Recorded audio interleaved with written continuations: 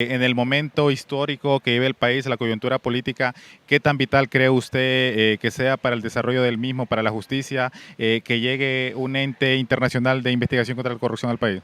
Mire, yo creo que una de las cosas que el juicio contra Juan Orlando Hernández ha dejado bien claro es que existen unas estructuras que siguen intactas dentro del Estado y la sociedad, y creo yo firmemente que las instituciones que tenemos actualmente no tienen la capacidad y posiblemente ni siquiera la suficiente voluntad para poder limpiarse por sí solas. Y en ese sentido, hoy más que nunca es necesaria el acompañamiento de un mecanismo internacional que pueda apoyar no solamente en presentar casos ante el sistema de justicia, sino sobre todo en reestructurar, en limpiar las instituciones del sector justicia, que sin ninguna duda el juicio contra Juan Orlando Hernández nos ha evidenciado que siguen penetradas por el crimen organizado.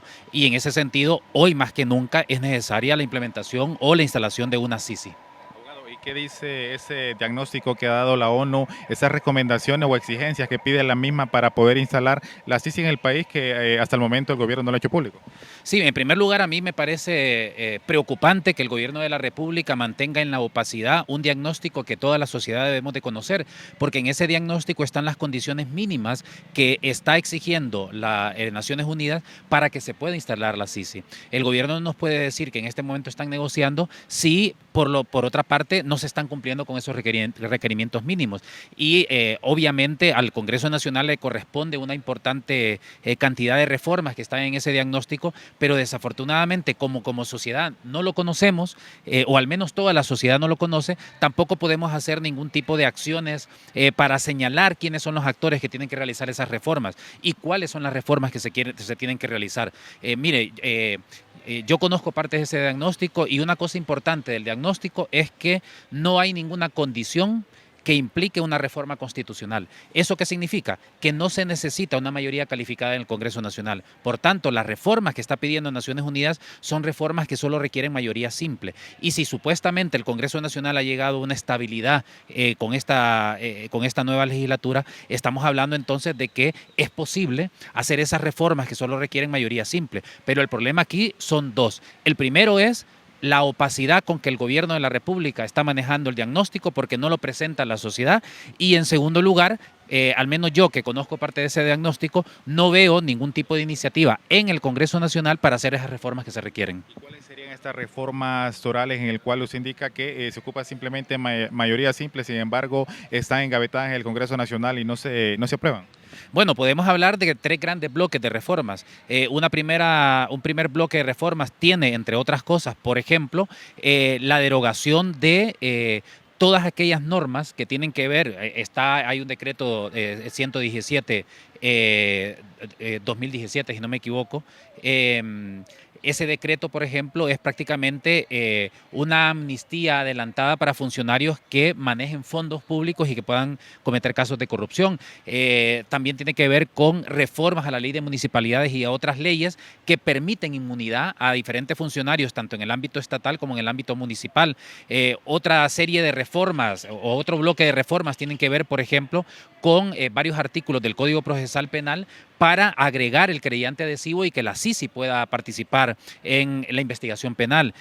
Otro punto importante de reformas que requiere y que exige Naciones Unidas es la derogación o reforma del artículo 4, literal A, párrafo primero, del decreto de amnistía, y que se ha estado aplicando, en mi opinión, de manera que está desnaturalizando la figura de la amnistía. Y otro bloque de reformas también tiene que ver incluso con algunas reestructuraciones que tiene que hacer el Ministerio Público.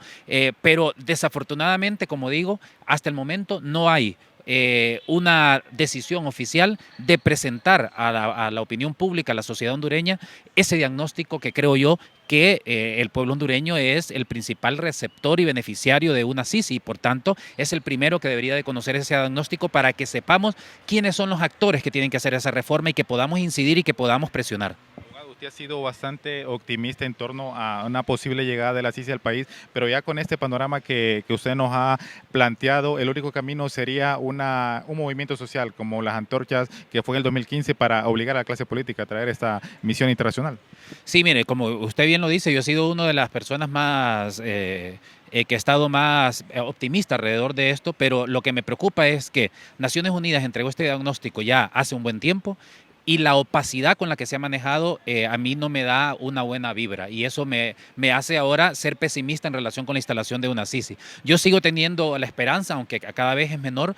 Sin embargo, creo yo que lo que nos toca a los sectores sociales, a la sociedad hondureña, es retomar las calles, retomar las antorchas, ya no solo para que se instale la Sisi, es para que el gobierno cumpla con esos principios de transparencia en una democracia y presente a la sociedad hondureña el diagnóstico para que conozcamos cuáles son las reformas que se requieren. Finalizo, abogado. ¿Qué futuro visualiza de no llegar la CIS del país? Sobre todo después, como usted indicaba al inicio de la entrevista, quedó demostrado, dibujado lo que es el sistema judicial en el país en este juicio del expresidente Hernández.